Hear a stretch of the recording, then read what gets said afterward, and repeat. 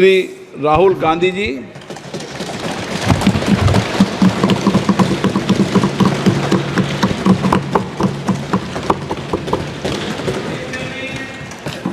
Thank you, Honorable Speaker, for the opportunity.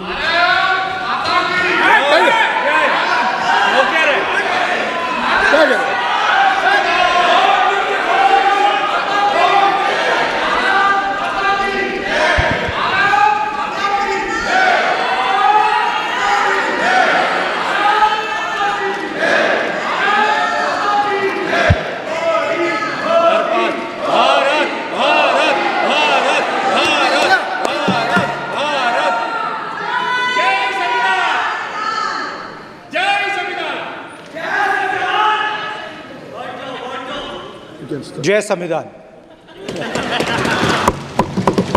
Copy है उसकी?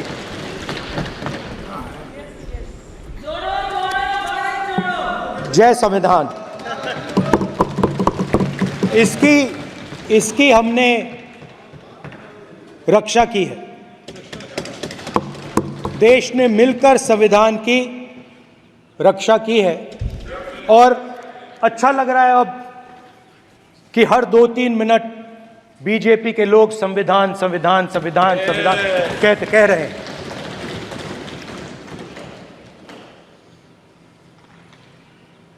Speaker sir, for the last 10 years,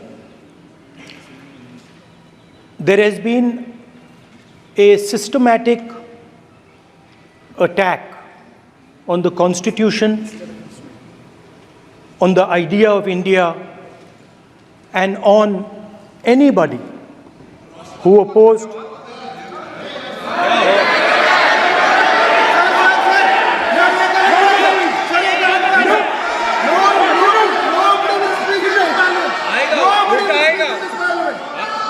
आप पर उल्टा आएगा, कोई बात नहीं, कल उल्टा आएगा आप पर। There has been, just warming up right now. अभी वार्म अप हो रहा है। तो there was a systematic, full-scale assault on the idea of India, on the Constitution, and also on millions and millions of people who resisted the ideas being proposed by the BJP, who resisted the attack on the Constitution. Many of us personally were attacked. In fact, some of our leaders are still in jail. One of our leaders has just recently been released. Another one is still in jail. And not only the opposition, but anybody who resisted the idea of concentration of power, of concentration of wealth, of aggression on the poor, of aggression on Dalits, minorities, tribals, was crushed, violently crushed. People were put in jail, people were threatened, and I myself was attacked. Sir, ये संसद TV का नया format देखा है, आधा ये पहले हम देखा नहीं हमने। I myself was attacked by order of the government of India, by order obviously of the Prime Minister of India. 20+ cases, 2-year jail sentence, my house taken away, no problem. Relentless attack in the media, 24/7, every single day, abuse, attack, abuse, attack. And then the most enjoyable and beautiful part of it,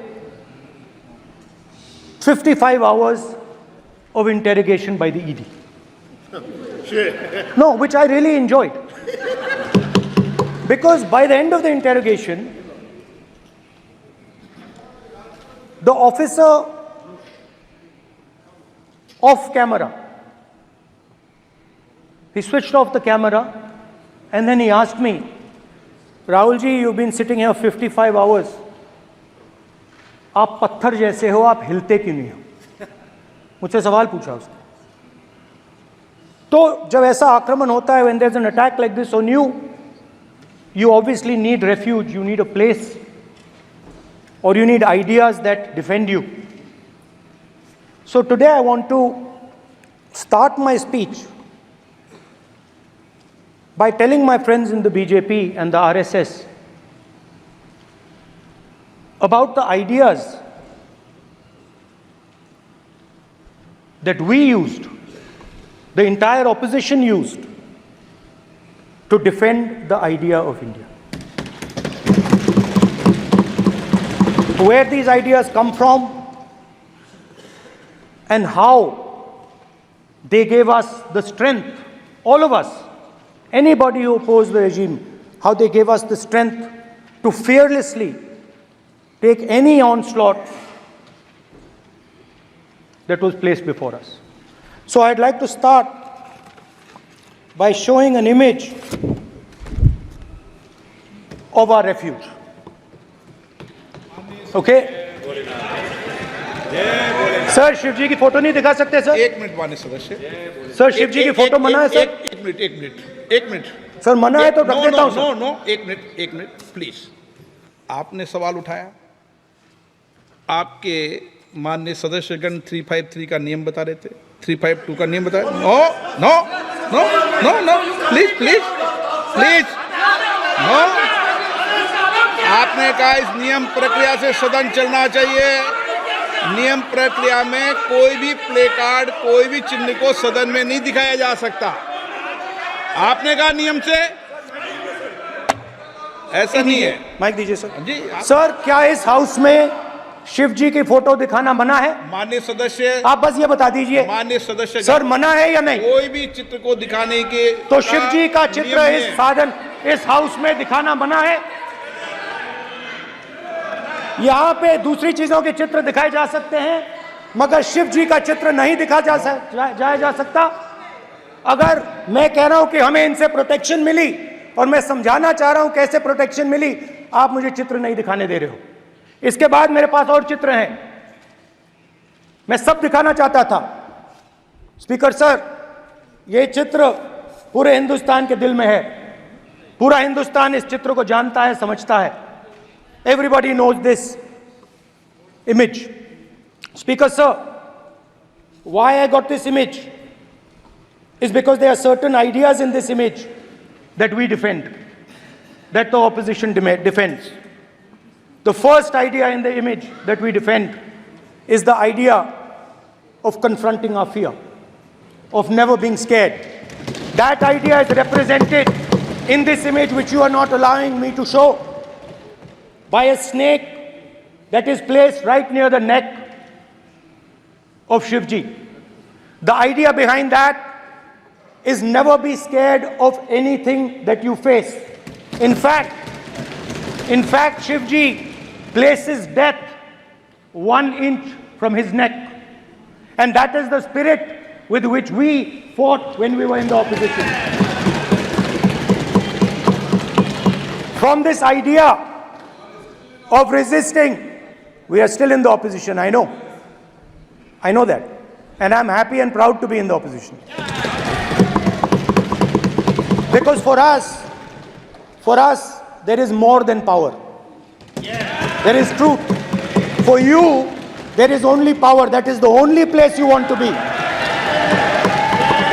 For us, there is truth. And this is a symbol of truth. So when Shivji places the snake near his neck, what he is saying is, I will accept the truth and I will not back down from the truth, and that is what we have said. After that, a new idea emerges. And of course, I cannot show Shivji's picture, but all of you know it. Behind the left shoulder of Shivji is the Trishul. Now, I would like you to understand that there is a reason that the Trishul, a weapon, has been placed behind the left shoulder. The Trishul is not a symbol of violence. It is a symbol of non-violence, and that is why it is placed in a place where Shiva cannot reach it with his right hand. If it was a symbol of violence, it would have been held in his right hand like this. It is a symbol of non-violence. That is why it is placed behind his left shoulder. When we fought the BJP, we were not violent. When we defended the truth, there was not an ounce of violence in us.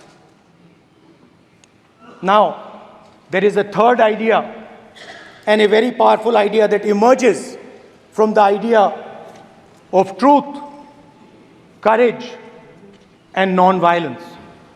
And that idea, of course, it is a symbol that many of you hate, but that idea is the Abhay Mudra, the symbol of the Congress Party, which, as you can see, is also in this image. And Jai Mahadev. And what that Rajnath Singh ji is looking very surprised.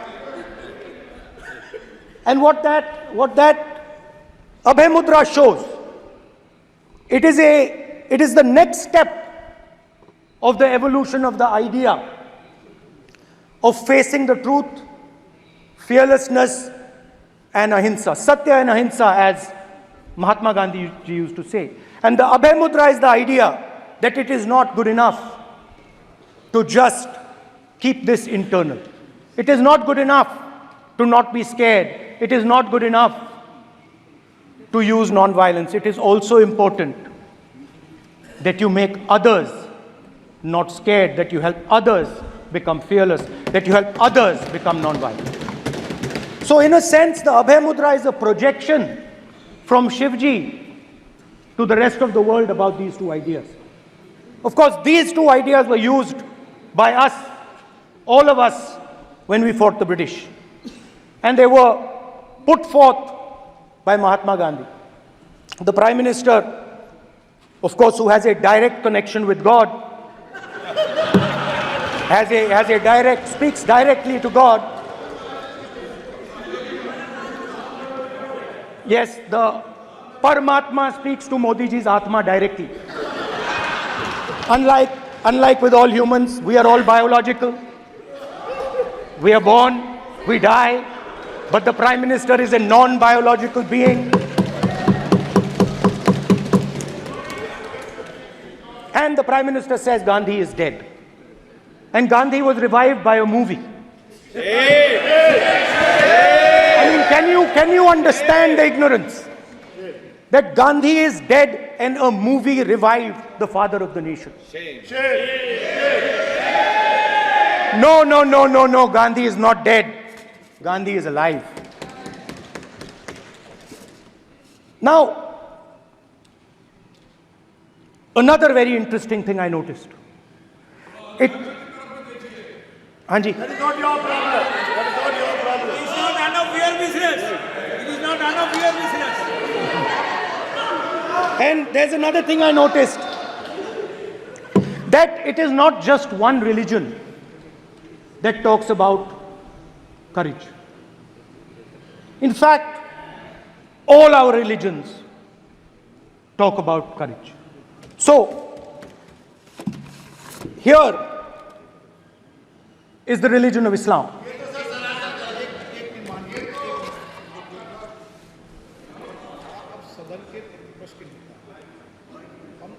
आपसे ये अपेक्षा ठीक है, मैं दिखाऊंगा नहीं sir, कैसे करूं?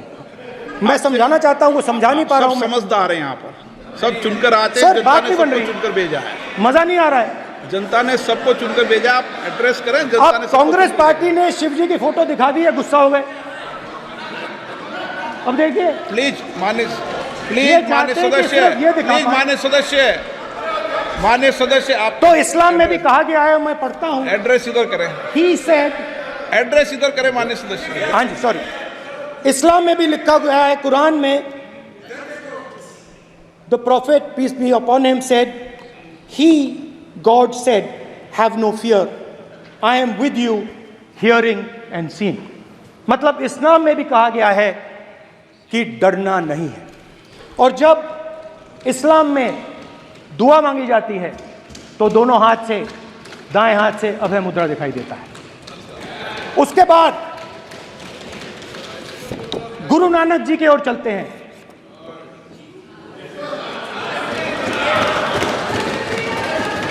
वाहेगुरु जी की फतेह, वाहेगुरु जी का Khalsa.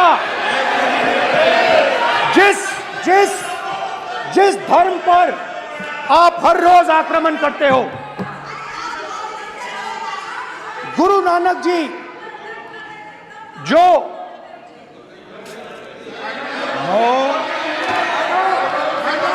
Please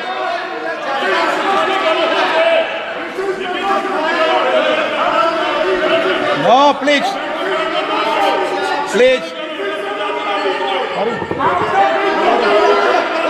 please please please माननीय सदस्य, please Guru Nanak ji please के माननीय चित्र में भी सदस्य, हम इनको इस तरीके से पूछते हैं, आप इस तरीके से टेबल पे मत रखो। सर कहाँ रखूं सर? तरीका ठीक सर कहाँ रखूं? यहाँ रख दूं सर? आप यहाँ मत यहाँ रख रखो। देता हूं सर।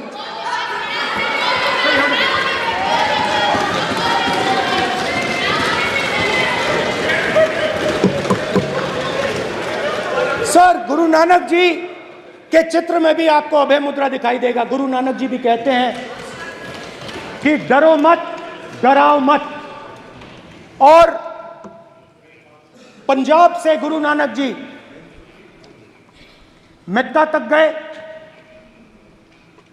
थाईलैंड तक गए, अफगानिस्तान गए, श्रीलंका गए,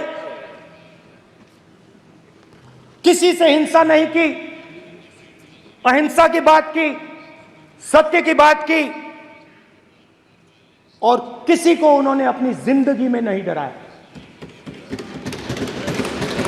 उसके बाद जीसस क्राइस्ट की इमेज देखिए, उसमें भी आपको अभय मुद्रा दिखाई देगा। जीसस क्राइस्ट की इमेज में भी अभय मुद्रा, डरो मत, डराओ मत। और जीसस क्राइस्ट ने कहा कि अगर आपको कोई थप्पड़ मारता है तो दूसरा गाल दिखा दो।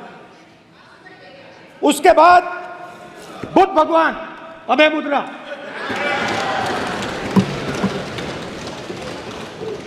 डरो मत, डराओ मत, अहिंसा। मतलब, और अंत में महावीर, डरो मत, डराओ मत, अभय मुद्रा। मतलब हिंदुस्तान के इतिहास में 3 फाउंडेशनल आइडियाज हैं। मोदी जी ने अपने भाषण में एक दिन कहा कि हिंदुस्तान ने किसी पर आक्रमण नहीं किया। उसका कारण है क्योंकि यह देश अहिंसा का देश है। यह देश डर का देश नहीं है। तो हमारे सारे के सारे महापुरुषों ने अहिंसा की बात की, डर मिटाने की बात की। डरो मत, डराओ मत, डरो मत, डराओ मत। और दूसरी तरफ शिव जी कहते हैं डरो मत, डराओ मत, अभय मुद्रा दिखाते हैं, अहिंसा की बात करते हैं, त्रिशूल को जमीन में गाड़ देते हैं। और जो लोग अपने आप को हिंदू कहते हैं वो 24 घंटा हिंसा, हिंसा, हिंसा, नफरत, नफरत, नफरत, असत्य, सत्य, असत्य।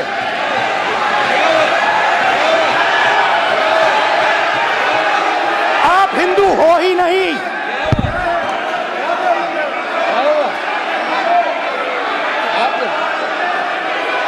Just get me that picture of Shiva. inside because of his Hindu धर्म में साफ लिखा है, सत्य के साथ खड़ा होना चाहिए, सत्य से पीछे नहीं हटना चाहिए, सत्य से नहीं डरना चाहिए। अहिंसा हमारा प्रतीक है। अभय मुद्रा ऐसे कीजिए, ऐसे कीजिए, अभय मुद्रा।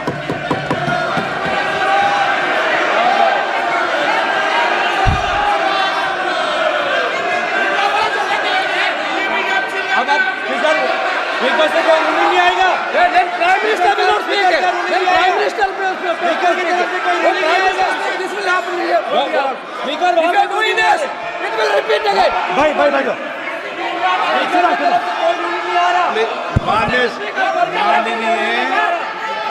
ये आप बात समझिए, आप बात समझिए। ये इसलिए चिल्ला रहे हैं क्योंकि तीर जाके दिल में लगा है, दिल में जाके तीर लगा है, इसलिए ये चिल्ला रहे हैं। देखो चुप हो गए, देखिए स्पीकर सर चुप हो गए सब।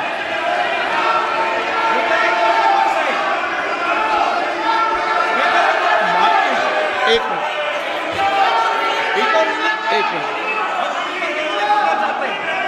माननीय आप प्रतिपक्ष के नेता हैं, किसी की भावनाओं को ठेस नहीं पहुंचे, सर मुझे चर्चा बोलने में दीजिए। ध्यान रखना चाहिए। ये जो ये विषय बहुत गंभीर है, पूरे हिंदू समाज को हिंसक कहना ये गंभीर विषय है। बीजेपी को आपको नहीं नहीं नहीं नहीं नहीं नहीं, नरेंद्र मोदी जी पूरा हिंदू समाज नहीं है, बीजेपी पूरा हिंदू समाज नहीं है, आरएसएस पूरा हिंदू समाज नहीं है।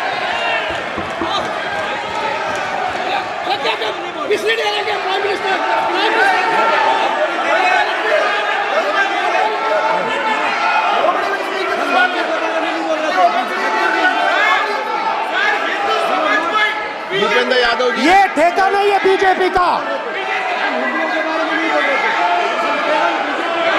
भूपेंद्र यादव जी बोलना चाहते हैं आप? ये सब हिंदू हैं यहाँ पे, ये सब हिंदू हैं। माननीय अध्यक्ष जी, प्रतिपक्ष के नेता आज पहली बार इस सदन को संबोधित कर रहे हैं। मैं दो नियम रूल 349 और रूल 352 के संबंध में आपका ध्यान आकर्षित करना चाहता हूं। सबसे पहले तो प्रतिपक्ष के नेता को बोलने का तरीका आना चाहिए। 349 जो 12 है वो स्पष्ट रूप से कहता है शैल नॉट सिट और stand with back toward the chair. वो लगातार आपकी तरफ पीठ करके खड़े हैं, नियमों के खिलाफ है, जो उनको शोभा नहीं देता।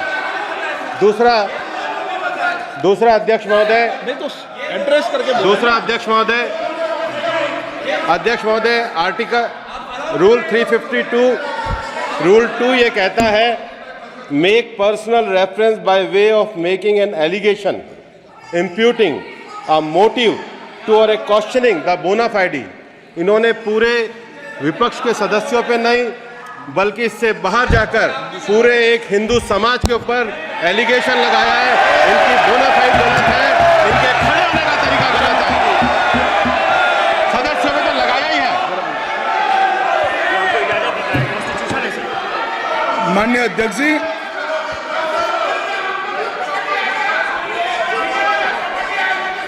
गृह मंत्री जी, नो आप डिबेट में गृह मंत्री जी।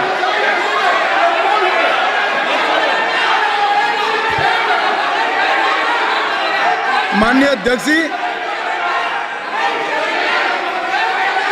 शोर शराबा कर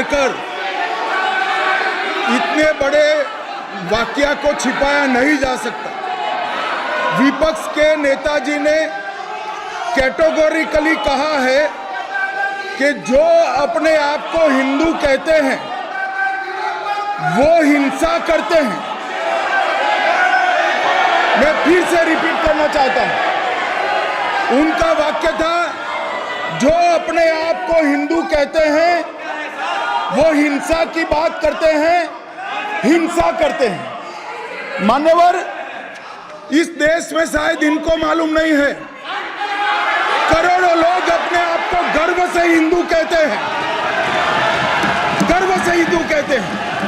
क्या वो सभी लोग हिंसा की बात करते हैं, हिंसा करते हैं? हिंसा की भावना को हिंसा की भावना को किसी धर्म के साथ जोड़ना, और ये सदन में और संवैधानिक पद पर बैठे हुए व्यक्ति ने, मैं मानता हूं मान्यवर, उन्होंने इसकी माफी मांगनी चाहिए। मान्यवर, मैं उनको एक गुजारिश भी करना चाहता हूं कि इस्लाम में अभय मुद्रा, इस पर इस्लाम के विद्वानों का मत एक बार वो ले ले। गुरु नानक साहब की अभय मुद्रा पर SGPC का मत वो ले ले। और मान्यवर, अभय की बात तो इनको करने का कोई अधिकार नहीं है। आपातकाल में पूरे देश को इन्होंने भयभीत करा, लाखों लोगों को जेल में डाला, और आतंक, वैचारिक आतंक अगर कभी था, वैचारिक आतंक कभी था तो आपातकाल के वक्त था। और मान्यवर, दिल्ली में दिन दहाड़े हजारों सिख भाइयों का कत्लेआम उनके शासन में हुआ। आज वो भय की बात कर रहे हैं। मान्यवर, मेरा आपसे आग्रह है कि श्री राहुल गांधी, नेता प्रतिपक्ष, पहला भाषण होने के बावजूद माफी मांगनी चाहिए, न केवल सदन, पूरे देश की माफी मांगनी चाहिए।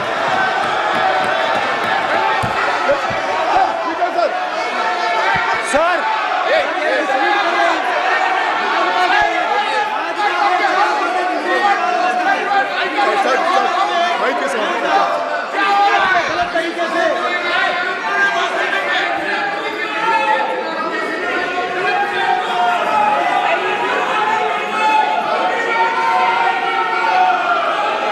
स्पीकर सर,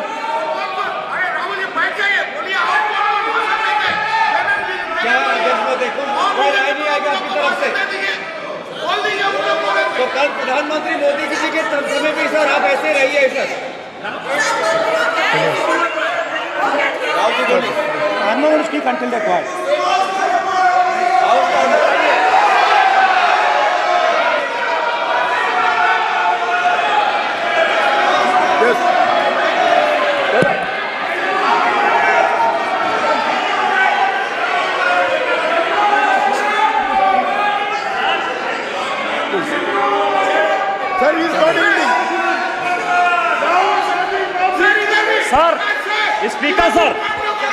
स्पीकर सर, ये संविधान की बात कर रहे हैं सर, और इसी संविधान का आर्टिकल 25 कहता है कि किसी भी धर्म के ऊपर कोई भी व्यक्ति किसी को हिंसावादी करार नहीं दे सकता है, और इन्होंने हिंदू का हिंसावादी कहा है सर।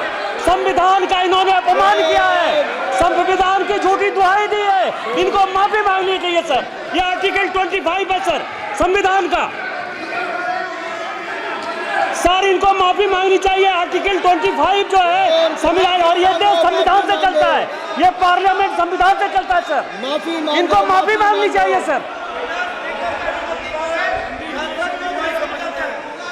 ये संविधान से ऊपर नहीं है सर, कांग्रेस संविधान से ऊपर नहीं है। आर्टिकल 25, कल्याण बनर्जी बताए आर्टिकल 25 क्या था? आप उनको कहिए आप लोग का है क्या? पार्लियामेंट का आप लोग का है, आप लोग का जमींदारी है क्या? क्या समझते हो? पार्लियामेंट का आप लोग का जमींदारी है क्या? जमींदारी बिठा दी।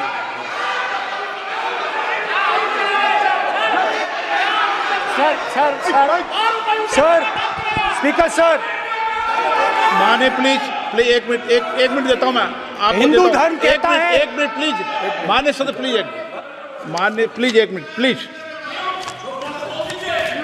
माननीय सदस्यगण, ये सदन की एक मिनट मैं दूंगा, अलाउ करूंगा आपको।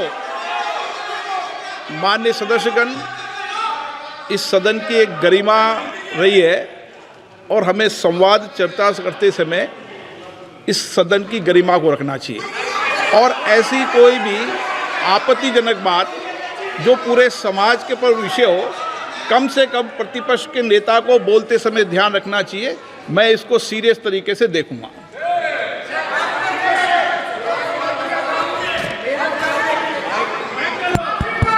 सर,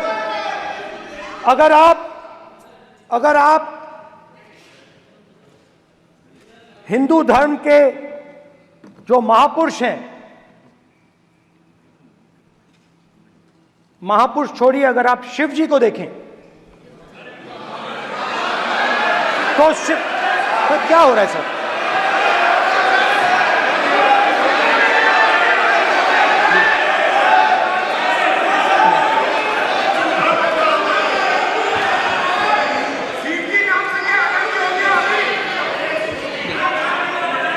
अगर आप शिव जी को देखें तो उनकी इमेज से आपको पता लगता है कि हिंदू डर नहीं फैला सकता, हिंदू हिंसा नहीं फैला सकता, हिंदू नफरत नहीं फैला सकता।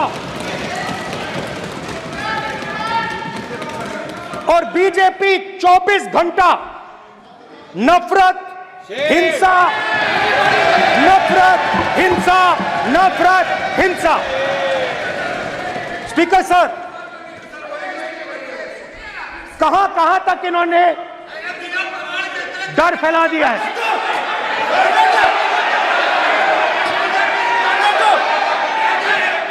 प्लीज सर, कहां तक इन लोगों ने डर फैला दिया? मैं आपको अयोध्या से शुरू करता हूं। सर नमस्कार। अयोध्या ने आपको मैसेज भेजा, अयोध्या ने राम भगवान। मेरा व्यवस्था का सवाल है।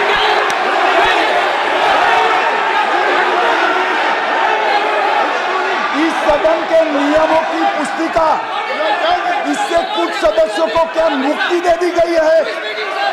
आपके गाइडेंस के बाद भी बार बार तस्वीर बताना, पूरे बीजेपी को हिंसा कर रही है ऐसे कहना, खड़े होकर एक दूसरे के बीच में हस्तधून करना, सारे नियम इनको लागू नहीं होते हैं। नियम मालूम नहीं है तो ट्यूशन रख ले साहब, सदन इस तरह से नहीं चल सकता है। ये सदन, मेरा आपसे आग्रह है कि ये सदन ऑर्डर में रहना चाहिए, नियमों के अनुसार रहना चाहिए। ये हम सभी सदस्यों का आपसे विनंती है। ठीक है सर, एक मिनट प्लीज। माननीय सदस्यगण, आप ही किताब राम बताओ। भगवान की जन्मभूमि ने अपेक्षा करता हूं कि अपन इसके नियम प्रक्रिया चले। नो, सब चले। नो, आपने बताया था नियम। नो,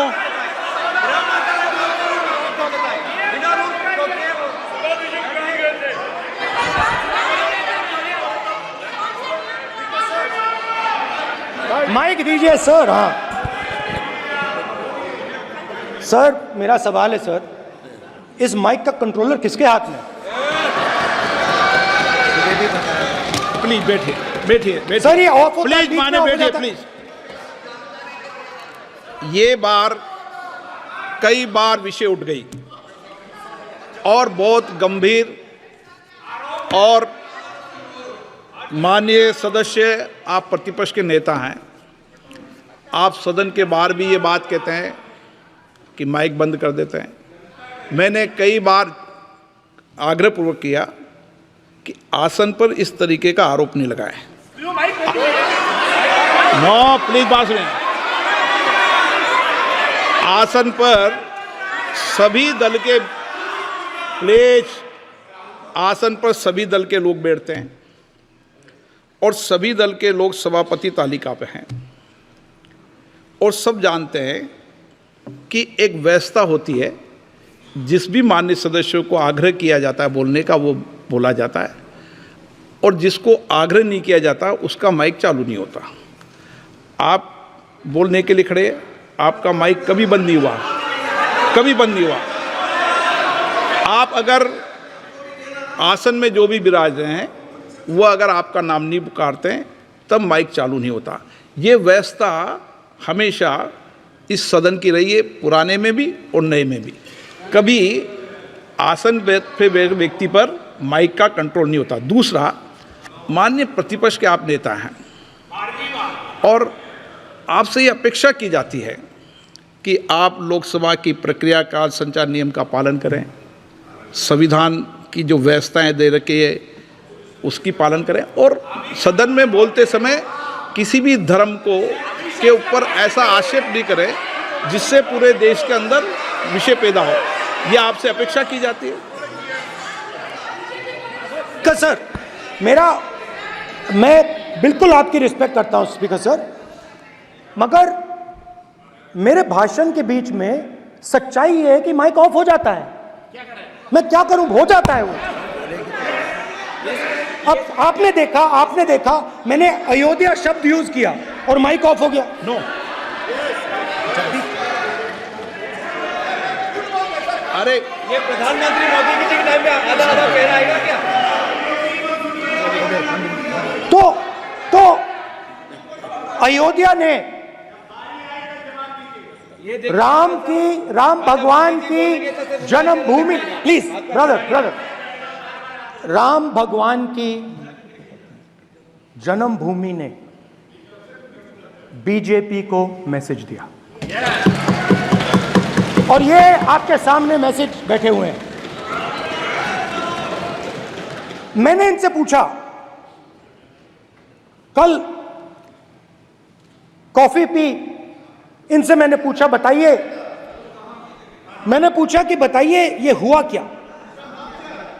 बीजेपी ने राम मंदिर का इनॉग्रेशन किया,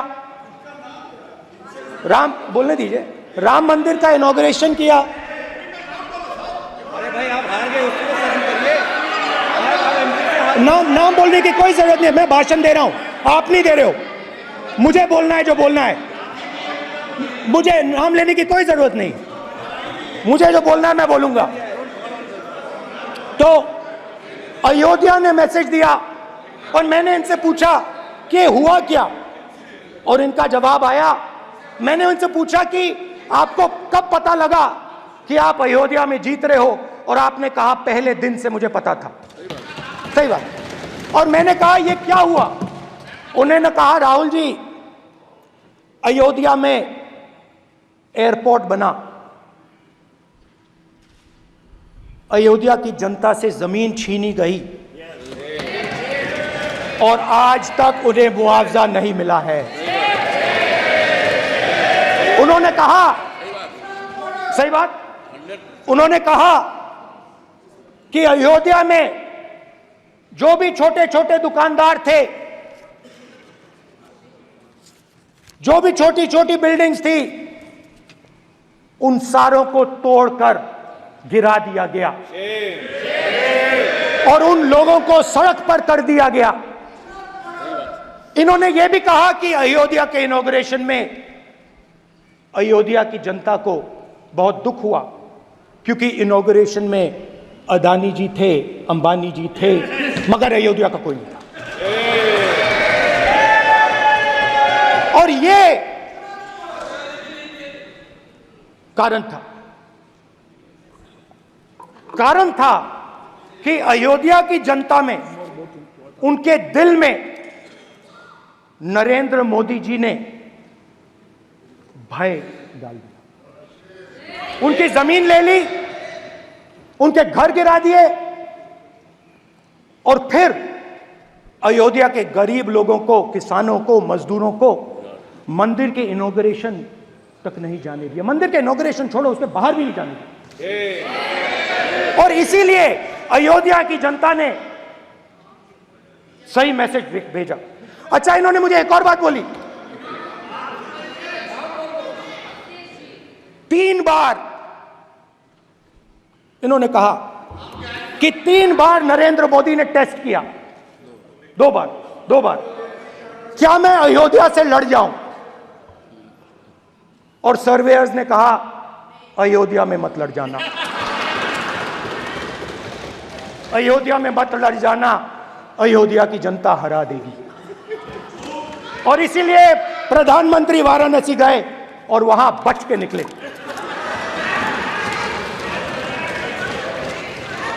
तो अयोध्या की जनता को डराया, पूरे देश को डरा दिया। मैं आपको बताता हूं, आज सुबह में आया, राजनाथ सिंह जी ने मुस्कुरा के मुझे नमस्ते की और मोदी जी बैठे हैं, मुस्कुराहट नहीं, सीरियस,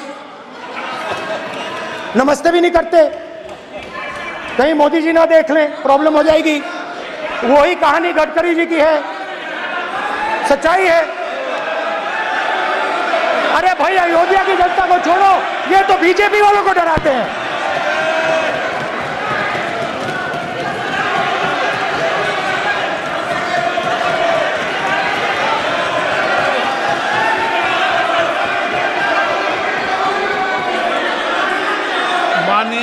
सर क्या है? माननीय प्रतिपक्ष के नेता, एक मिनट, माननीय प्रतिपक्ष के नेता, आप सदन के वरिष्ठ नेता हैं। मेरा आपसे आग्रह है कि राष्ट्रपति अभिभाषण पर डिबेट हो रही है, इसकी गरिमा, राष्ट्रपति अभिभाषण की गरिमा रखे ना।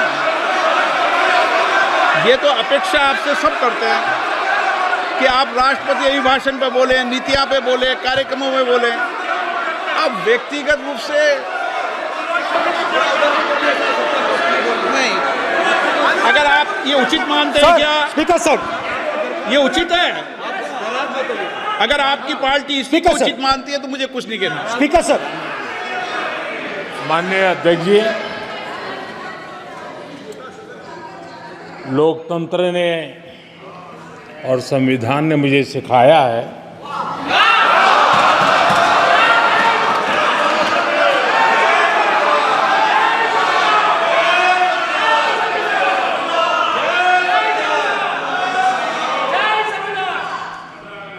कि मुझे विपक्ष के नेता को गंभीरता से लेना चाहिए।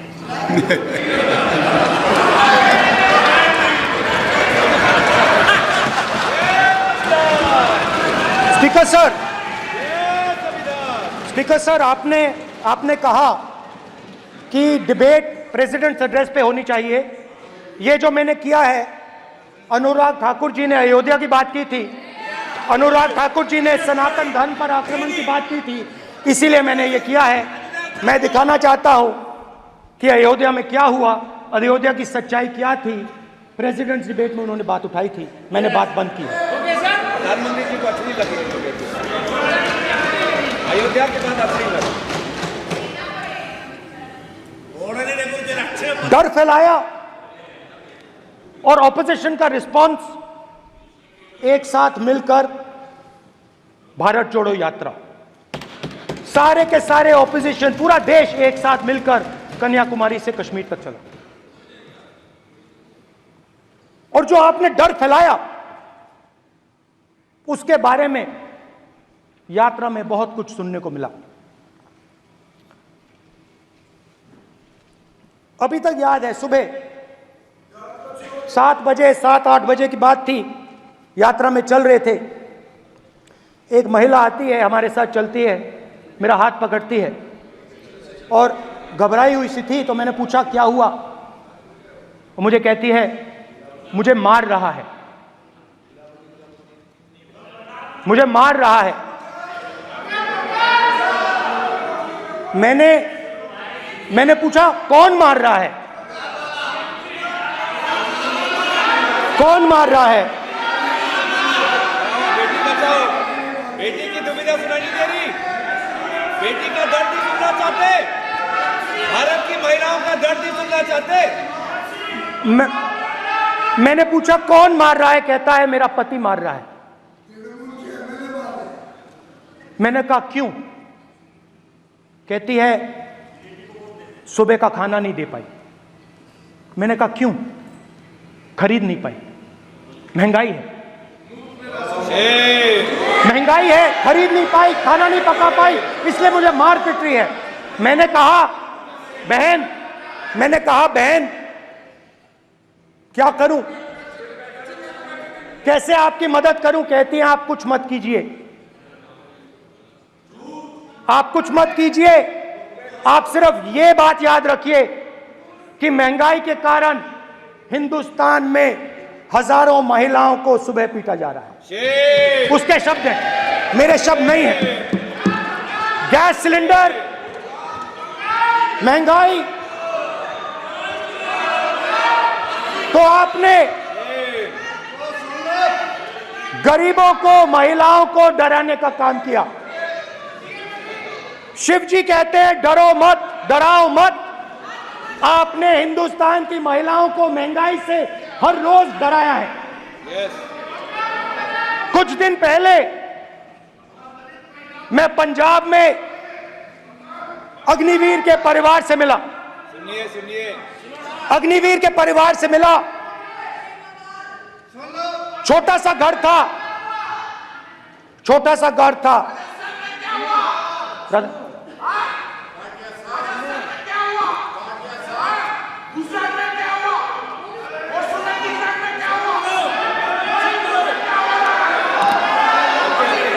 ठीक है सर,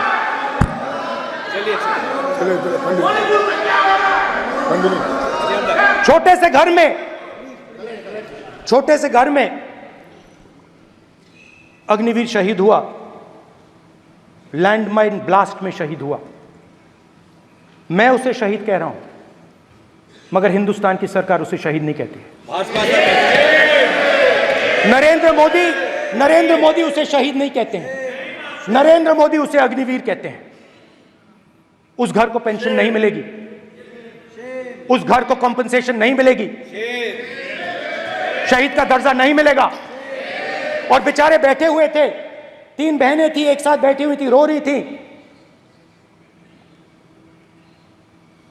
आम जवान को पेंशन मिलेगी, जरूर दुख होगा, मगर हिंदुस्तान की सरकार आम जवान की मदद करेगी। मगर अग्निवीर को जवान नहीं कहा जा सकता। अग्निवीर यूज एंड थ्रो मजदूर है। और आप उससे कहते हो, उसको आप 6 महीने की ट्रेनिंग देते हो,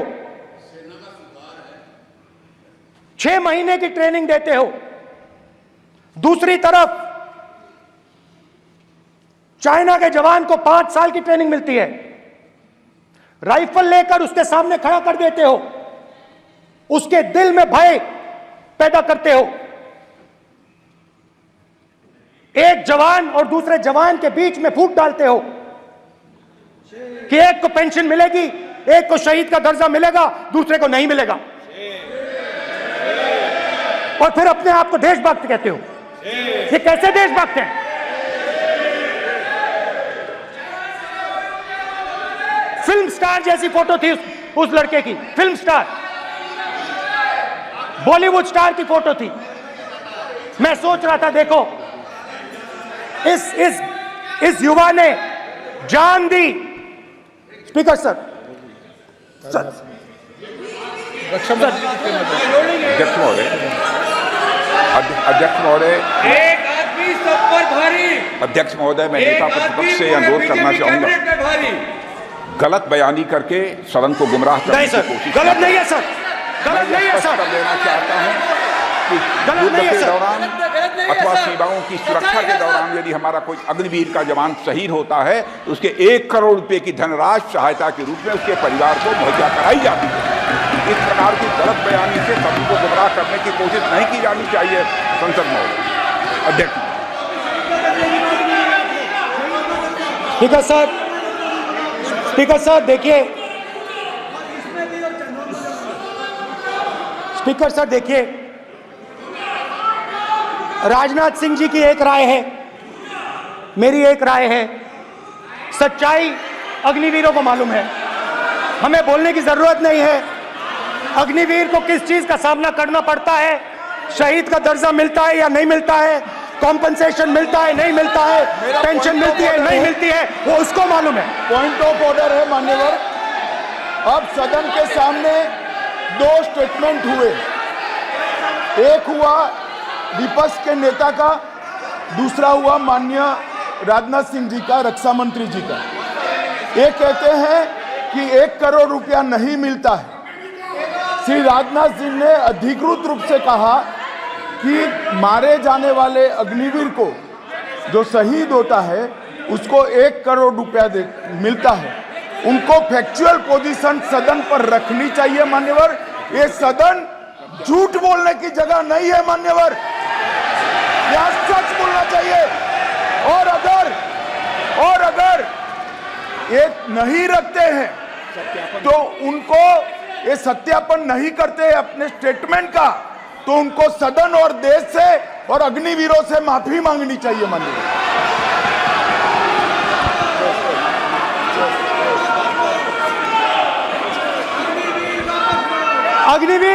अग्निवीर की सच्चाई मैंने फ्लोर ऑफ द हाउस पे रखी है और राजनाथ सिंह जी ने भी कहा है, जो रियलिटी है वो हिंदुस्तान की सेना को मालूम है, वो अग्निवीरों को मालूम है। उनके कहने से या मेरे कहने से कोई फर्क नहीं पड़ता, सच्चाई तो उनको मालूम है। उनको मालूम है सच्चाई कौन बोल रहा है।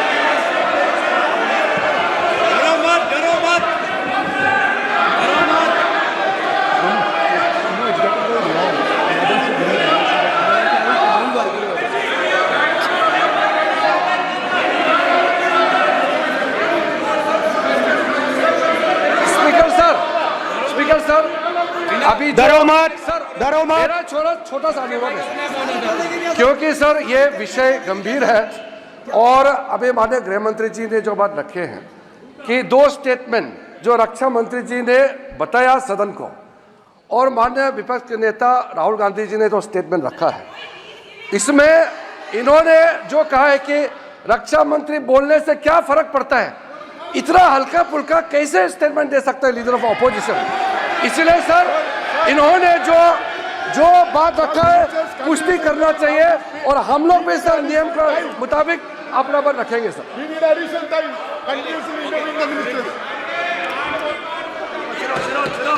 और स्पीकर सर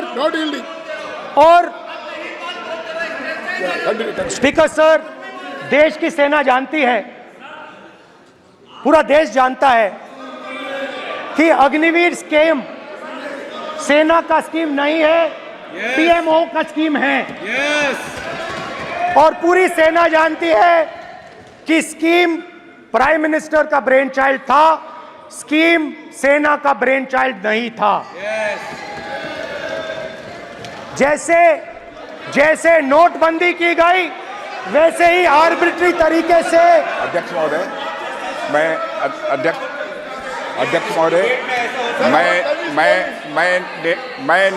मैं नेता प्रतिपक्ष से विनम्रता पूर्वक अनुरोध करना चाहता हूं कि कृपया वह सदन को गुमराह करने की कोशिश न करें। अग्निवीर योजना के संबंध में बहुत सारे लोगों से 158 ऑर्गेनाइजेशन के साथ सीधा संवाद स्थापित हुआ है, उनके सुझाव लिए गए हैं, तब यह अग्निवीर योजना लाई गई है और बहुत सोच समझकर यह योजना लाई गई है। और मैं यह भी स्पष्ट कर देना चाहता हूं, इस प्रकार की योजनाएं दुनिया के कई देशों में है, यूएस में है, यूके में है, वहां पर किसी को कोई किसी प्रकार की आपत्ति नहीं है। अब बिना अग्निवीर योजना के बारे में समझे, बिना उस संबंध में कोई पूरी जानकारी हासिल किए इस तरीके से सदन को गुमराह करना, इसे कदापि उचित नहीं ठहराया जा सकता। महोदय, मैं तो आपसे ये अनुरोध करूंगा, इसे सदन की कार्रवाई से बाहर निकाला जाना चाहिए। आपको देखिए, सिंपल सी बात है स्पीकर सर, इनको अग्निवीर अच्छा लगता है, आप उसको रखिए, हम उसको बदल देंगे, हटा देंगे। सिंपल सी बात है, हमारी सरकार आएगी, अग्निवीर को हम हटा देंगे, क्योंकि हम सोचते हैं कि अग्निवीर सेना के खिलाफ है, जवानों के खिलाफ है, देशभक्तों के खिलाफ स्कीम है। हम इस स्कीम को नहीं चाहते।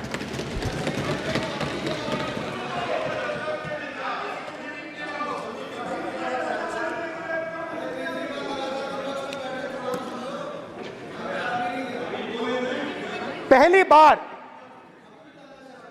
हिंदुस्तान की हिस्ट्री में जनता से स्टेट्स छीने गए हैं। जम्मू कश्मीर लद्दाख से आपने पहली बार स्टेट छीना है। मणिपुर को आपने सिविल वॉर में डुबा दिया है। मणिपुर को आपने और आपकी योजनाओं ने, आपकी पॉलिटिक्स ने जला दिया है। और आज तक हिंदुस्तान के प्रधानमंत्री मणिपुर नहीं गए हैं। ऐसा लगता है कि मणिपुर हिंदुस्तान का प्रदेश नहीं है। प्रधानमंत्री के लिए मणिपुर स्टेट ही नहीं है। मणिपुर में सिविल वॉर हो ही नहीं रही है। और एक बार बयान दिया हमने, मतलब प्रेशर लगाया, हम गए, हमने प्रधानमंत्री से कहा एक मैसेज दे दीजिए, मणिपुर चले जाइए, जनता की वहां रक्षा कीजिए। नहीं,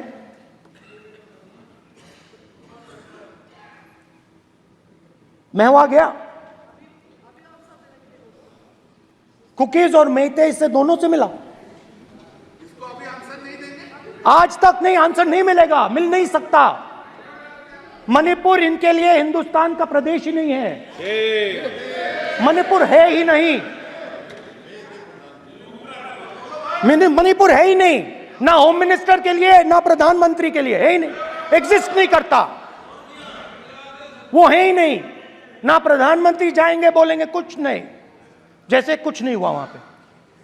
मैं रिलीफ कैंप में गया, एक औरत कांपती हुई, रोती हुई मुझे कहती है कि मैंने अपनी आंखों के सामने, हाँ मैं औरतों की बात कर सकता हूं, एक भाई मैं कर सकता हूं, एक भाई एक कर्तव्य निभा रहा है। आप अपने संगठन में महिलाओं को नहीं डालते हो, मगर मैं औरतों की बात कर सकता हूं।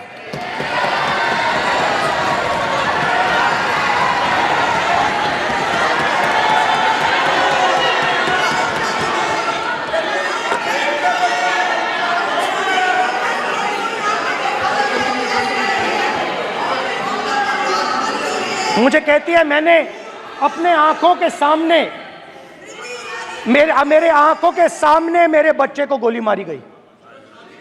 मैं भागना नहीं चाहती थी, मैं मरना चाहती थी, उसके साथ मरना चाहती थी। मुझे घसीट के वहां से ले गए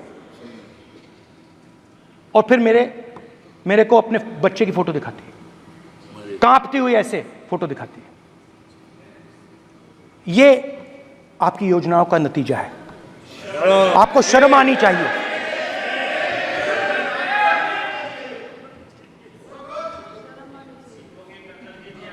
एक दिन प्रधानमंत्री 8 बजे कहते हैं,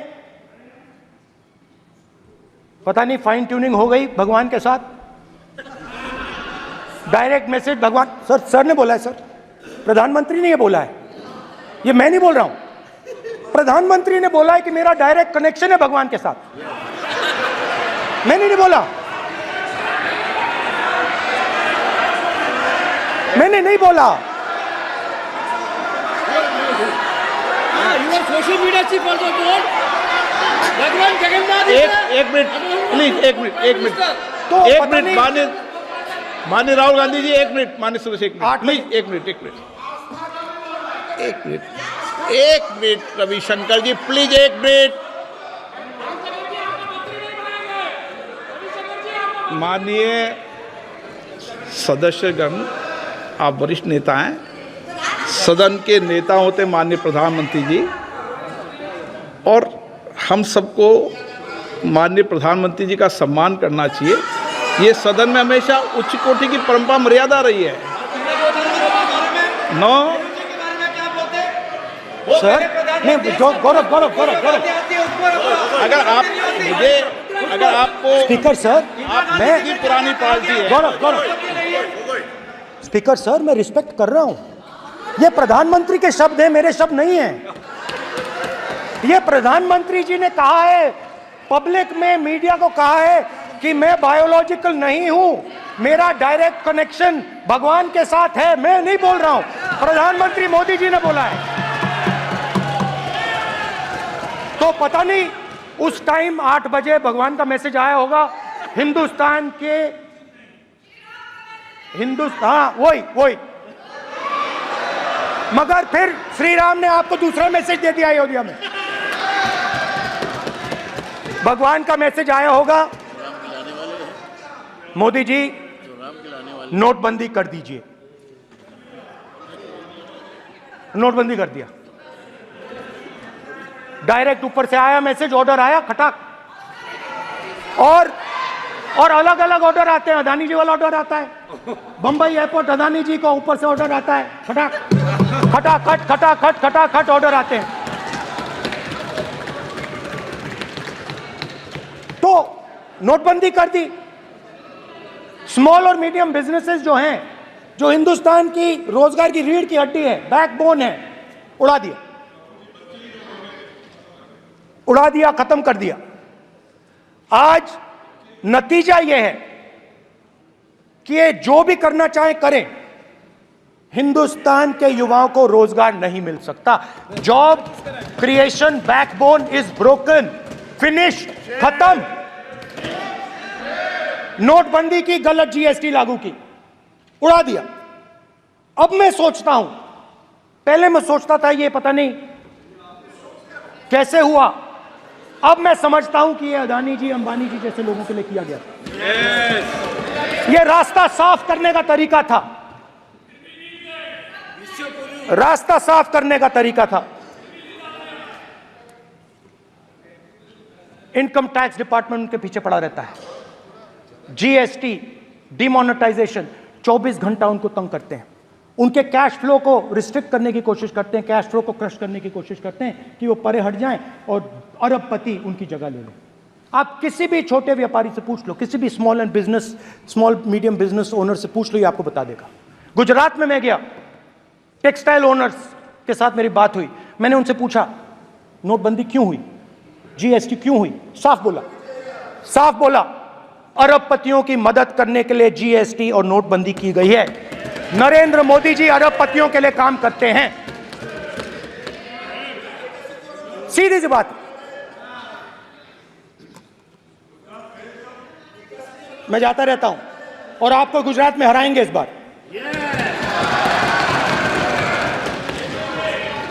आप लिख के ले लो, आपको ऑपोजिशन इंडिया गठबंधन गुजरात में हराने जा रहा है।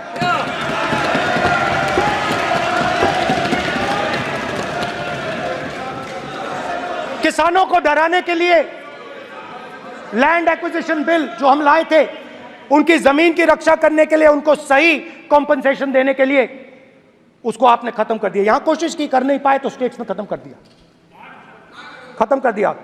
हर स्टेट में आपने खत्म कर दिया है। अगर आप जानते नहीं हो चेक कर लो, हर स्टेट में हर भाजपा की स्टेट में खत्म कर दिया।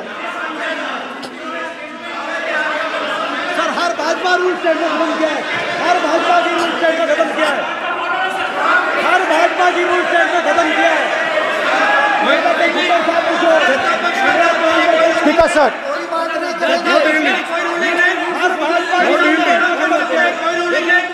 खट्टर साहब का कोई निर्देश नहीं,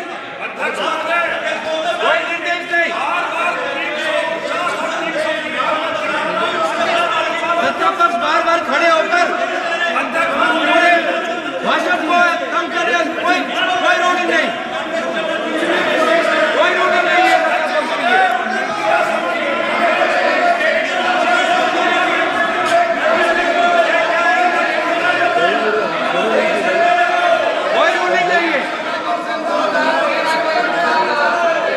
बैठने के लिए नहीं कहा जा रहा, इनको बैठने के लिए नहीं कहा जा रहा।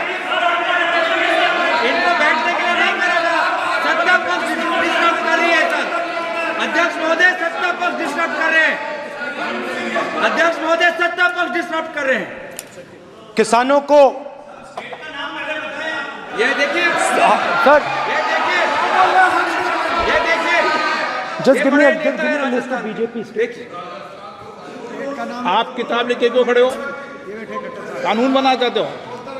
आप क्या बोलना चाहते हैं, कानून से बताओ। स्पीकर का डायरेक्शन है सर, स्पीकर का डायरेक्शन 115, और वो ये कहता है सर, वो ये कहता है कि कोई भी मेंबर यदि अपनी बातें कहना चाहता है, जैसे अग्निवीर के बारे में उन्होंने कहा या स्टेट के बारे में कहा, उनको ऑथेंटिकेट करना पड़ेगा, नहीं तो माफी मांगनी पड़ेगी। ये आपका डायरेक्शन है, 115(1) और 115(2). इसीलिए वो जो बातें कर रहे हैं उसको ऑथेंटिकेट करें, चाहे अग्निवीर के लिए चाहे वो किसानों के लिए कर रहे हैं। सर, ये आपका डायरेक्शन है।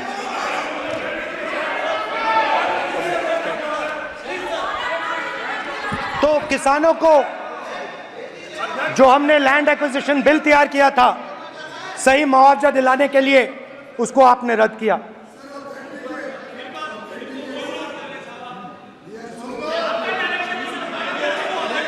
विल ऑथेंटिकेट कर देंगे, ऑथेंटिकेट कर देंगे, बैठ जाओ, कर देंगे हम ऑथेंटिकेट। बैठ जाओ, कर देंगे ऑथेंटिकेट। उसके बाद किसानों को डराने के लिए, याद रखिए शिव जी कहते हैं डरो मत डराओ मत, किसानों को डराने के लिए आप 3 नए कानून लाए। प्रधानमंत्री ने उनसे कहा कि ये आपके फायदे के कानून हैं। सच्चाई थी कि वो अदानी जी अंबानी जी के फायदे के कानून थे। हिंदुस्तान के सारे किसान खड़े हो जाते हैं। आज तक सड़क ब्लॉक है। अगर आप वहां जाएंगे, आज तक आपको दिखेगा कि वो सड़क जिस पे किसान आए थे वो आज तक बंद पड़ी हुई। हरियाणा में 2 जगह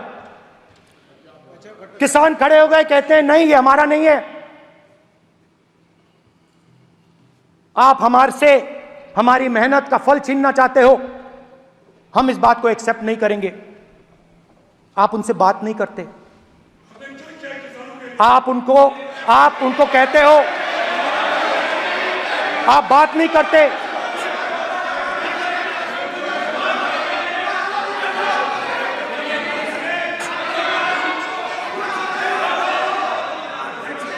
आप बात नहीं करते, आप गले नहीं लगते, आप उन्हें आतंकवादी कहते हो। आप कहते हो ये सब आतंकवादी हैं। झूठ नहीं है, झूठ नहीं है, सच है, सच है। गृहमंत्री जी, मान्यवर, मैं समझ रहा हूं कि विपक्ष के नेता नाते पहली बार बोल रहे हैं, मगर नियमों के पुस्तक के बाहर वो नहीं जा सकते। ये स्टेटमेंट करे कि हम कहते हैं कि किसान आतंकवादी, तो कैसे सदन में चल सकता है मान्यवर? आप एक तरफा नियमों के ऊपर जाकर उनको रियायत दे रहे हो मान्यवर, हमें संरक्षित करिए, ऐसे नहीं चलता। 700 किसान शहीद हुए। हमने इस हाउस में कहा कि किसानों के लिए मौन होना चाहिए, आपने मौन नहीं होने दिया। आपने कहा ये किसान नहीं है, आपके मुताबिक ये किसान नहीं थे, ये आतंकवादी थे। देखिए आपकी एलाय सिर हिला रही हैं, वो भी सहमत हैं, कौर जी सहमत हैं। देखिए हमारी जरूरत नहीं है, वो सहमत हैं आपसे, वो सहमत हैं। माननीय बोला था नो, माननीय सदस्य, एक शब्द उधर नहीं सर। किसान क्या मांग रहा है सर? स्पीकर सर, माननीय सदस्य, स्पीकर सर, किसान क्या मांग, सॉरी, मेरा ये आग्रह है, आपकी पार्टी का समय नहीं बचेगा, दोगे पूरा?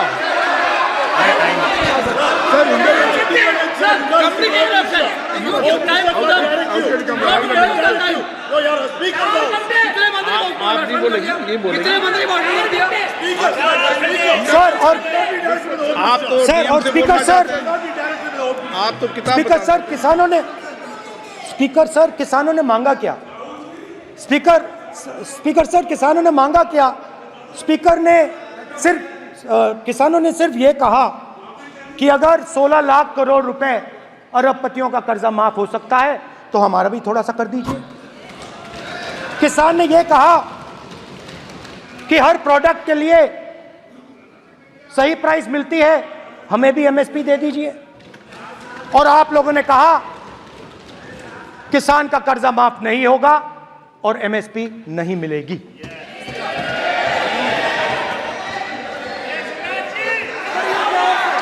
माननीय अध्यक्ष महोदय, ये गलत बयानी कर रहे हैं। एमएसपी सरकार दे रही है और ये मोदी जी की सरकार है जिसको उत्पादन की लागत पर कम से कम 50%। माननीय अध्यक्ष महोदय, उत्पादन की लागत पर कम से कम 50% जोड़कर एमएसपी दी जा रही है और नहीं दी जा रही। ये सत्यापित करें माननीय अध्यक्ष महोदय, ये गलत बयानी कर रहे हैं, ये सदन को गुमराह कर रहे हैं, गलत बयानी कर रहे हैं। आज भी एमएसपी पर खरीद जारी है और अभी खरीद की फसलों के एमएसपी के रेट हमने तय किए। ये बताए जब इनकी सरकार थी तब एमएसपी कितनी मिलती थी और उस समय खरीद कितनी होती थी माननीय अध्यक्ष? उस समय खरीद कितनी होती थी? आज भी एमएसपी पर खरीद जारी है माननीय अध्यक्ष महोदय, ये गलत बयानी कर रहे हैं। ये सत्यापित करें इसको कि एमएसपी पर खरीद नहीं हो रही। ये सत्यापित करें माननीय अध्यक्ष महोदय, ये गलत बयानी की जा रही है। देना चाह रहे इनको नहीं बोलने देना चाह रहे।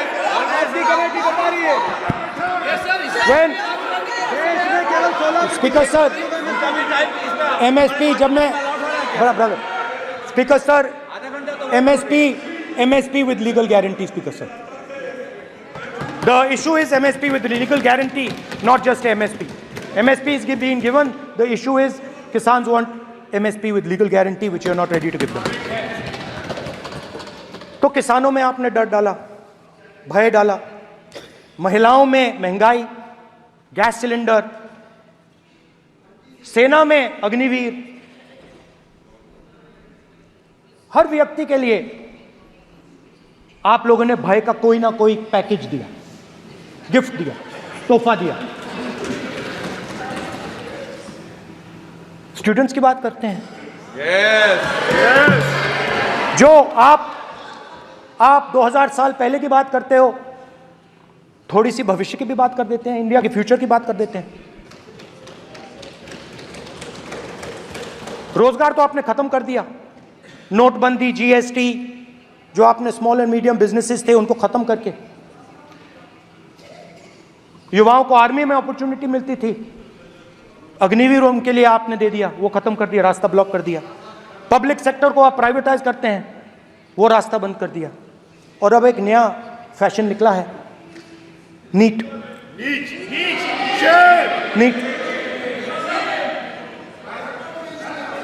प्रोफेशनल एग्जाम्स को आपने कमर्शियल एग्जाम्स में बदल दिया है.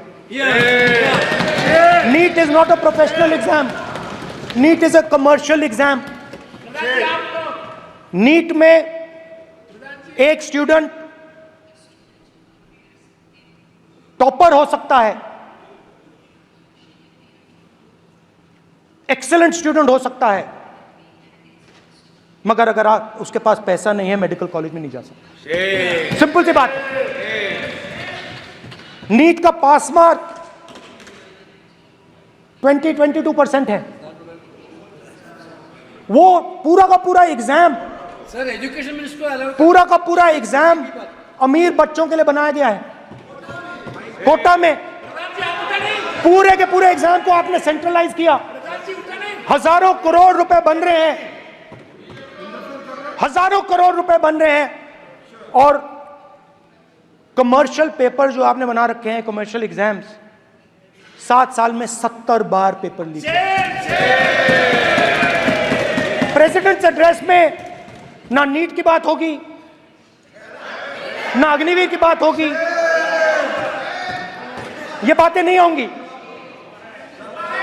और हमने कहा, हम स्पीकर सर, हमने कहा कि एक दिन का डिस्कशन अलाउ कर दीजिए.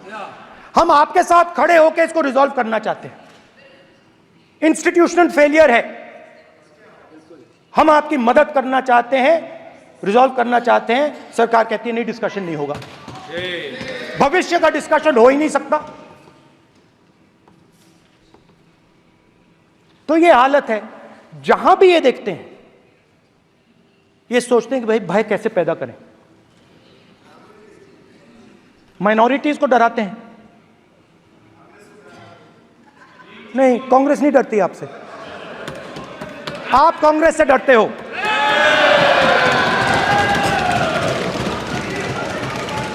हिंसा, नफरत, माइनॉरिटीज के खिलाफ, मुसलमानों के खिलाफ, सिखों के खिलाफ, क्रिश्चियंस के खिलाफ। और माइनॉरिटीज ने क्या किया? माइनॉरिटीज ने क्या किया? हर स्फीयर में हिंदुस्तान को रिप्रेजेंट करते हैं, नाम रोशन करते हैं। पत्थर जैसे हिंदुस्तान के साथ एक साथ खड़े हैं, देशभक्त हैं। और आपने सारे के सारे माइनॉरिटीज पर आक्रमण किया, उनके खिलाफ हिंसा, नफरत फैलाई।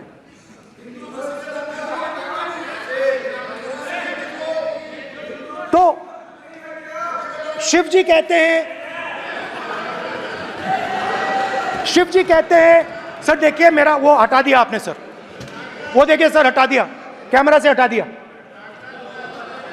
चेहरा देख, चेहरा देख। सदस्य सर देखिए वापस आ गया सर, हटाओ। माननीय सदस्य, ये देखो, एक मिनट देखा सर आपने? एक मिनट, देखिए, एक मिनट। ये सर मैं प्लीज एक मिनट सर प्लीज, एक मैं मिनट सर इतना कहना चाहता हूँ। प्लीज माननीय सदस्य प्लीज। नहीं ये ठीक नहीं है। नो नो नहीं,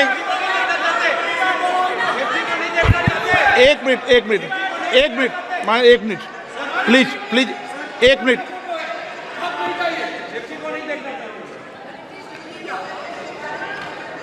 आप प्रतिपक्ष के नेता हैं और मैं आपसे अपेक्षा करता हूं कि सदन की गरिमा बनी रहे, मर्यादा बनी रहे, नियमों का पालन हो। आप खुद मानते हैं शिव जी को भगवान, और उनको बार बार इस तरीके से यहाँ पर चित्रित करना ये उचित नजर नहीं आता, मुझे लगता है।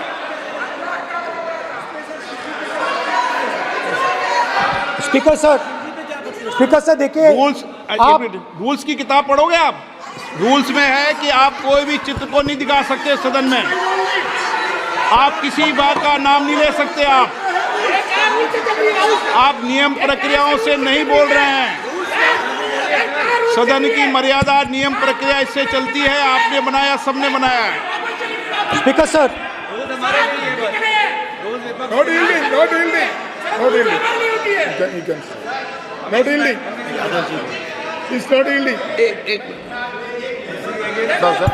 Speaker sir, this is not right.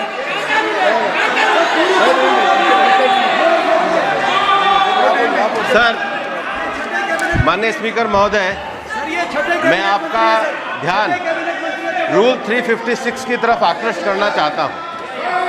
अगर कोई सदस्य स्पीकर साहब के ध्यान में लाने के बाद इररिलेवेंट और लगातार किसी विषय को बार बार दोहराता है, तो आपके पास ये अधिकार है कि आप उस सदस्य को निर्देशित करके रोक सकते हैं।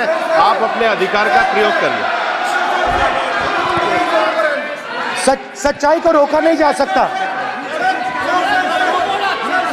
हाँ बोल ये इविडेंट बोलो, रूल्स बोलो। अच्छा इनको रूल्स पे चलने दो। हाँ बोलो इविडेंट जी, रूल में नहीं है ये, अब रूल में नहीं है। 349 में कोई चित्र दिखा सकते हैं? चलिए बताइए। 349 हाँ सुनिए, सुनाओ आप इनको। सर 3492 फिर आपकी भी सुनो। While house in sitting, a member shall not interrupt any member while speaking by disorderly expression or noises or any other disorderly manner. Sir, in the same way, sir. Number बोलो। Sir 349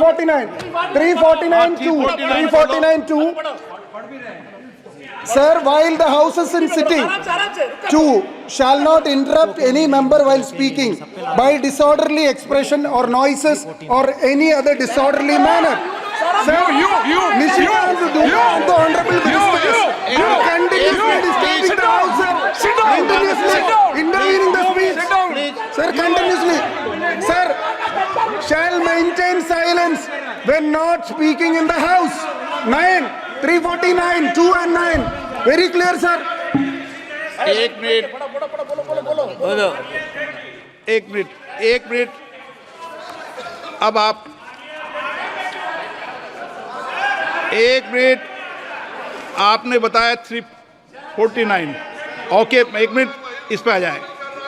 सभा में झंडे, प्रतीक या कोई भी प्रदर्शित वस्तु प्रदर्शित नहीं करेंगे। माननीय प्रतिपक्ष के नेता, आप आपकी सदस्य का रूल की पालना कर लें, अच्छा है। तो नीट में तो सब इनके जगह भय सदस्य ने फैलाया। नियम बताया, उसकी पालना करने के लिए कह रहा हूं मैं तो।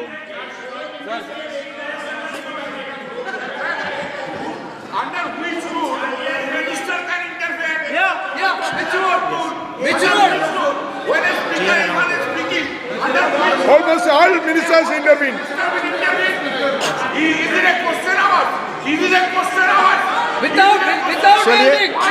ओके, प्लीज आप मान अधिवक्ता हैं, प्लीज बैठिए। अध्यक्ष, आसन पर बैठे सभापति या अध्यक्ष माननीय सदस्य को अलाउ कर सकता है, ये नियम में नहीं है। ये नियम में नहीं है क्या? नो, कर सकते हैं। आप रूल्स पे मत चलिए, रूल्स पे चलेंगे तो नो। ये नियम में नहीं लिखा कि एलओपी बोले तो आप बीच में नहीं बोल सकते। नो, अध्यक्ष के आसन की व्यवस्था दे सकते हैं, प्लीज। चलो Sir, you have allowed 2 ministers, 3 ministers, and I want to make very short references. Read this. 352. A member while speaking shall not make personal reference by way of making an allegation, imputing a motive to or questioning the bona fides of any other member of the House. Okay, Has Rahul Gandhi made reference to any other 351 member? Sir, ये हुआ नहीं। और use utter treasonable, seditious or defamatory words. He is mentioning the name of Shiva. Defamatory. आप क्यों इस बार में बैठा हूं ना सीट पे? आपको मैं बता दूंगा सब नियम। सर, ये लोग नहीं समझते हैं। May be because of their इनएडिक्वेट knowledge of English, they thought that reference to, he did not make any personal reference. Please. And the next point Okay. is, sir, Rajnath Singh ji made a point on Agniveer. There is a method to correct any wrong statement made in the House. Please read 115(1) of the directions by the Speaker. It says, a member wishing to point out any mistake or inaccuracy in a statement made by a minister or any other member shall, before referring the matter in the House, write to the Speaker pointing out the particulars of the mistake or inaccuracy and seek the permission of the Speaker to raise the matter. Has Rajnath Singh written to you? Has he written to you? No, he has not written. All these ministers. Shivraj Singh Chouhan sir इतने दिन बाद लोकसभा में अभी आप सुनिए, खड़ा होकर बोलने लगा। माननीय मजाक की जगह है क्या? ये नॉट गिवन ए नोटिस। मेरे पास है सर। पॉइंट आउट मिस्टेक और on MSP he made a statement. नहीं, व्हाट राइट ही हैज? आप एक मिनट प्लीज। आपने 352 का हवाला दिया। 352 के अंदर स्पष्ट रूप से लिखा है, कोई भी तथ्य ऐसे कभी भी नहीं बोले जाएंगे जो इस सदन का सदस्य नहीं है। मैं अपेक्षा करूंगा कि प्रतिपक्ष के नेता इन नियम प्रक्रियाओं की पालना करें। और दूसरा विषय जो माननीय सदस्य ने कहा है 102 के अंदर ही सदन में सभापति या अध्यक्ष किसी भी माननीय सदस्य को बोलने की इजाजत दे सकता है, नियम प्रक्रिया के तहत है। नो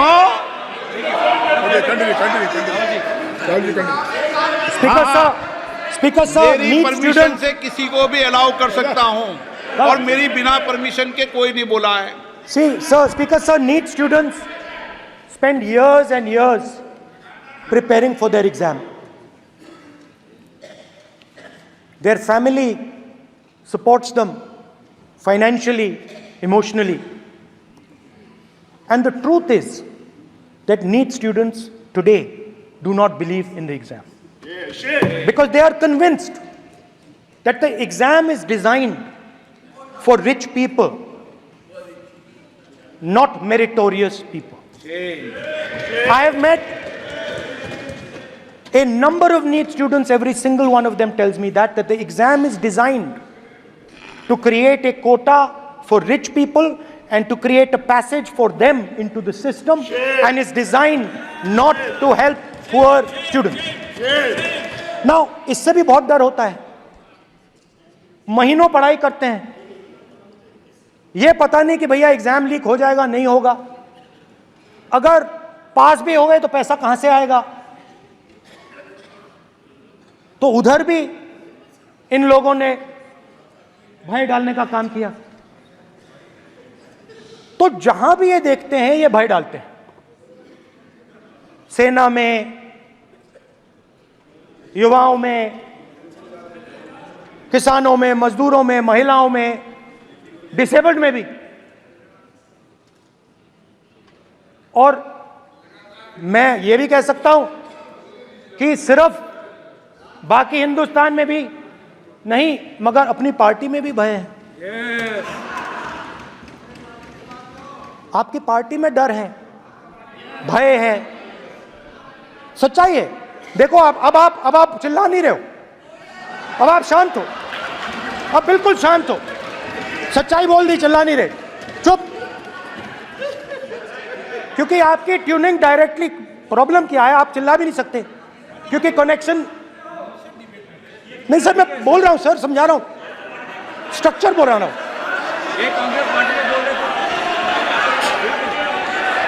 सर लोकतंत्र में पार्टी में डेमोक्रेसी होनी चाहिए। कोई भी इन पार्टियों में कोई भी आके कुछ भी कह देता है।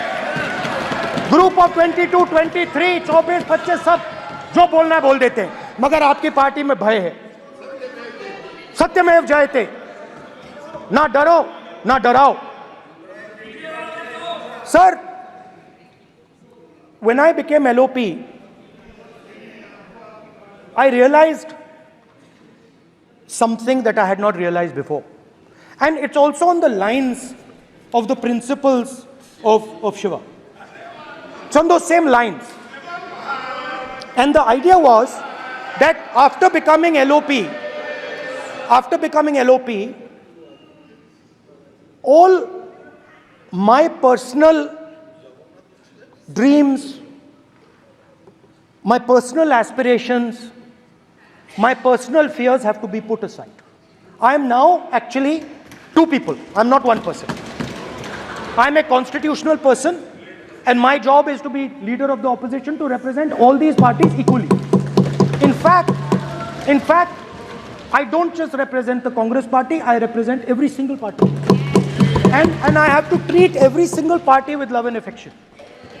So when Hemant Soren ji is in jail or Kejriwal is in jail, it should disturb me, it should hurt me. Yes. When you unleash your agencies on these political people, it is our job to defend them. Because there is a constitutional person and an individual. And what Shivji is saying is that when you are a constitutional person, the individual should die. The individual's aspirations, the individual's dreams should die. And you should become the voice of the people. Yes. Meaning that you should have no fantasies, no dreams, nothing.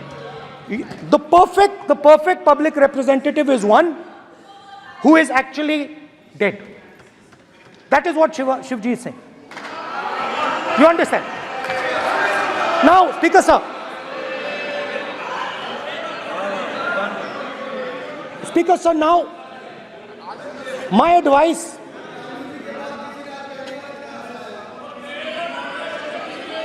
So there are two structures now.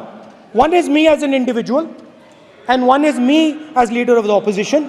Me as an individual, I might have my likes and dislikes, I might have my views, but me as leader of opposition have to suppress them, have to reduce them and say, now I'm the voice of the opposition.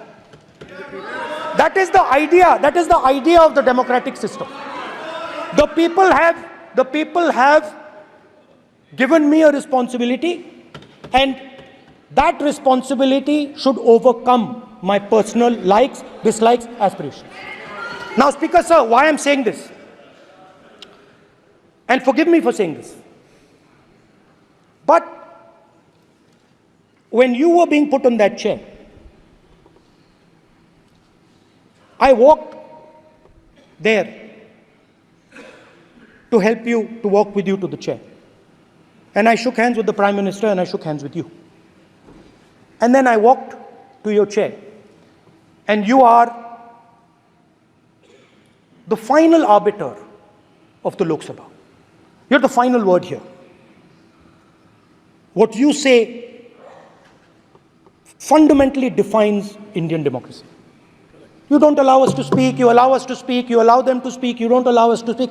All these things define Indian democracy. Speaker sir, there are actually two people sitting in that chair.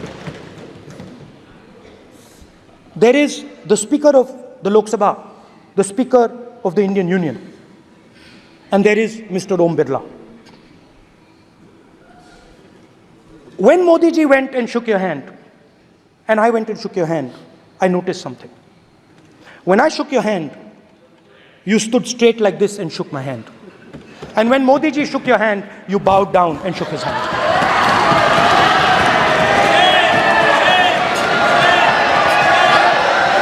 ये आसन के सामने आरोप है, ये chair के सामने आरोप कर रहे हैं माननीय। Now, with all respect, sir.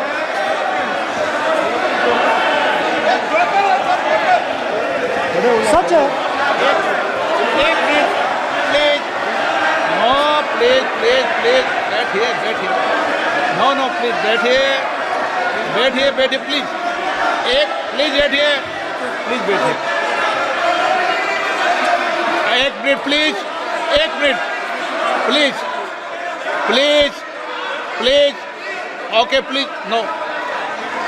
माननीय प्रतिपक्ष के नेता, एक मिनट प्लीज, माननीय प्लीज नो। प्रतिपक्ष के माननीय नेता, माननीय प्रधानमंत्री सदन के नेता हैं, और मुझे मेरी संस्कृति संस्कार ये कहते हैं,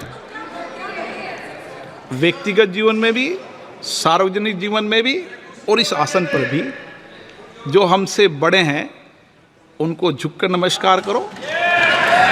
मुझे यही सिखाया है, और बराबर वालों से बराबर का व्यवहार करो, यही मुझे सिखाया है।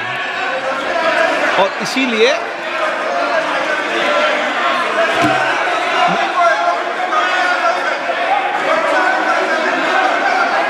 स्पीकर सर, अगर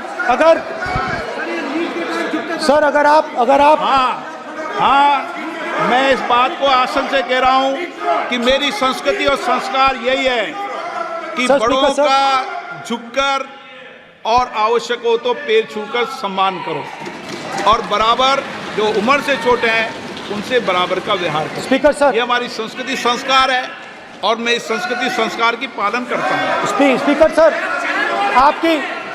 सर, आपकी बात को मैं एक्सेप्ट करता हूँ। स्पीकर सर, आपकी बात को रिस्पेक्टफुली बैठिए ना।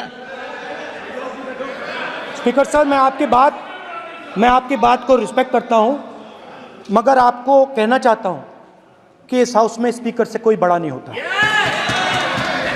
स्पीकर सबसे बड़ा है, हम सबको स्पीकर के सामने झुकना चाहिए और मैं आपके सामने झुकूंगा और सारा का सारा ऑपोजिशन आपके सामने झुकेगा। ये लोकतंत्र है स्पीकर सर, आप इस हाउस के लीडर हैं, आपको किसी के सामने नहीं झुकना चाहिए। कस्टोडियन है, सदन नेता प्रधानमंत्री है, स्पीकर को आप speaker is the last word, speaker is अध्यक्ष and is the last word. अंत में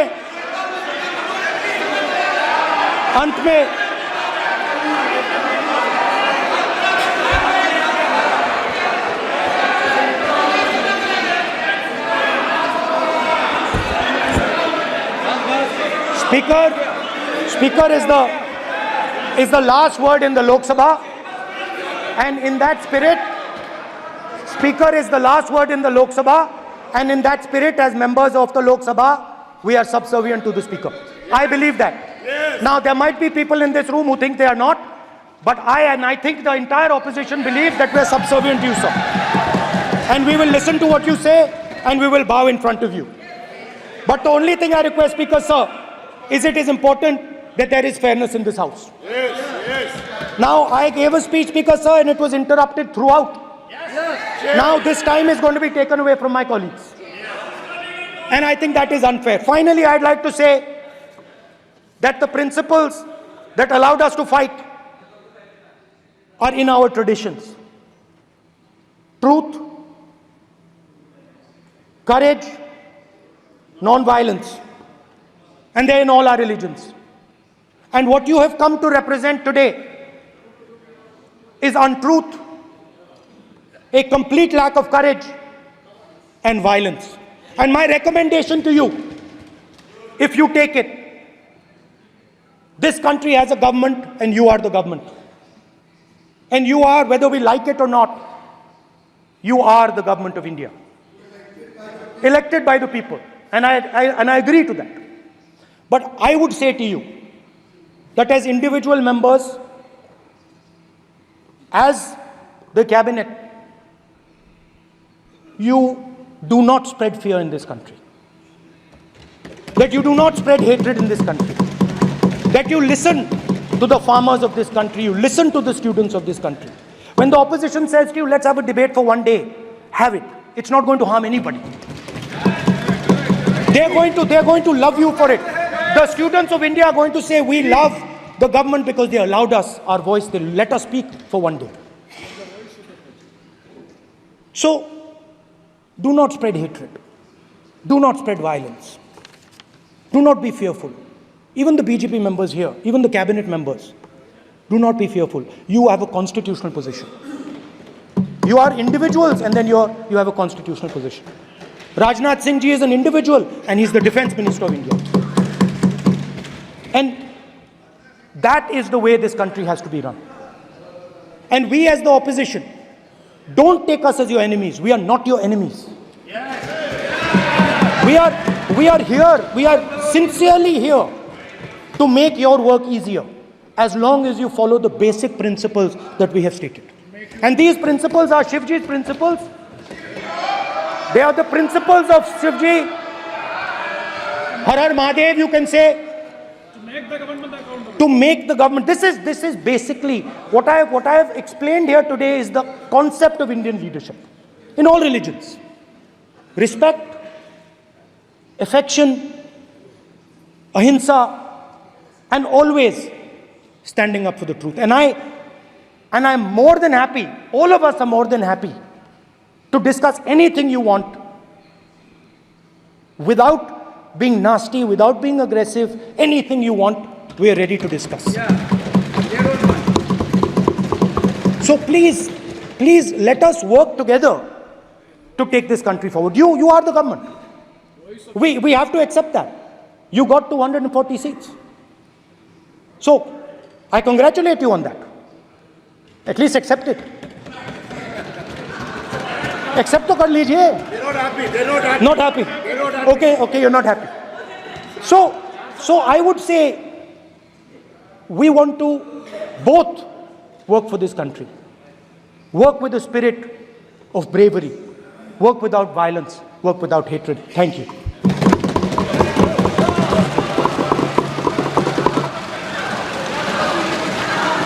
मान्यवर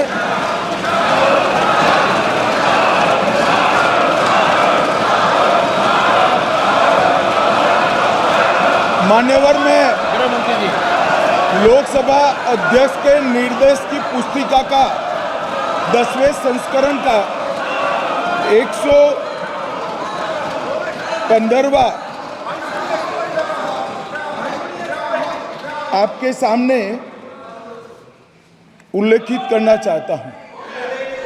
इसके क से घ तक पढ़ेंगे तो ये बहुत स्पष्ट है कि कोई भी मंत्री या सदस्य भाषण देते वक्त तथ्यात्मक चीजें रखता है और सदन के कोई और सदस्य इसको ऑब्जेक्ट करते हैं या चैलेंज करते हैं तो आसन इसको सत्यापित करने का निर्देश दे सकता है। मान्यवर, विपक्ष के नेता ने भाषण में कई चीजें ऐसी रखी जो तथ्य नहीं है, सत्य नहीं है और समय समय पर यहां से ट्रेजरी बैंक में सत्यापन की मांग की। हम सब की ओर से मेरा आपसे निवेदन है कि इनकी स्पीच और ट्रेजरी बैंक से लिए गए सारे ऑब्जेक्शन को ध्यान में रखकर नेता प्रतिपक्ष को अपने भाषण में तथ्य बगैर की और सत्य न हो ऐसी जो बातें रखी गई है इसका सत्यापन करने के लिए आपका निर्देश मिले और हमें संरक्षण मिले। सत्यापन करेंगे। महुआ मित्रा,